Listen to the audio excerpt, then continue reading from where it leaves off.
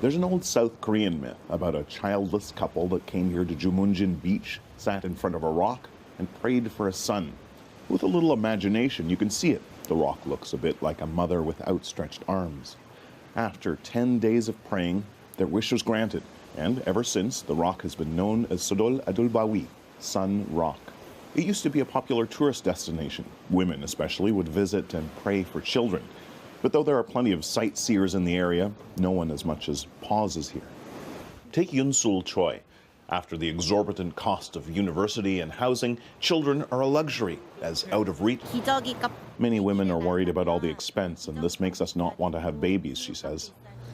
Hence South Korea's so-called birth strike. Have you heard that term? Yeah, it's just kind of the social phenomenon these days. Among the most industrialized nations, South Korea ranks third highest for number of hours worked, first for highest gender wage gap, and last in terms of time men spend caring for children. People normally think that women should be the one who take care of kids mainly. And these days, many women work as well. So that means, yeah, we have to work inside and outside, basically.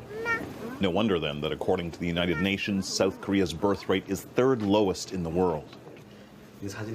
Women's reluctance to reproduce doesn't sit well with traditionalists like Yoon-sik Chae. He figures he marries about 700 couples a year in the hall he owns, but fewer and fewer women plan to have kids. They're being selfish, he says. The main thing is young women need to change their attitude and think about having to sacrifice something for this country, he says.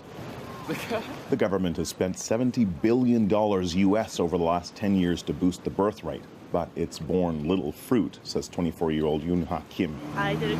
These days, the birth rates are really low, and the government is encouraging couples to have more babies, but there's only financial aid from the government after the third child, she says.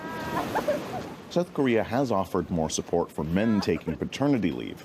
If that kind of culture is established, there's a possibility that the birth rate will go up, she says. But according to the latest census, it's still going down, and Sodol Adulbawi is still just a rock. Okay, so Kim mentioned paternity leave. Well, South Korea's tried some other things to encourage couples to have more kids, too, like the baby bonus, for instance. South Korea is also paying for some fertility treatments.